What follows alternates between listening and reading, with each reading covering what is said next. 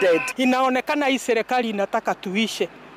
Wawachwe wakae peke yao sasa wale wako na pesa, kwa sababu kama wangekuwa na haja na sisi hawangetufukuza vile tumefukuzwa hospitali. Badala watusimamie sisi na at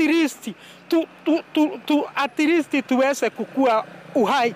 Sasa ni kukufa tu tunaelekea. The of this country only have 4 asks. How many ask? 4. Number 1, improve the benefit design to reflect actual cancer costs, implement responsive approval systems, reform the biometric procedures, and ensure benefit packages and balances are clearly communicated to both facilities and patients. Yes. Is 400,000 Kenya shillings enough? No. Zote zimeisha. Nimekwama hivyo, matiti sijatolewa kwa sababu walikuwa nasema nikimaliza hiyo kemo nitatolewa matiti. Mpaka sasa hijatolewa, pesa wamesema hakuna. Ninasikia uchungu hata usiku wa tulali. Familia kweli imechoka kutoka 2022 till then.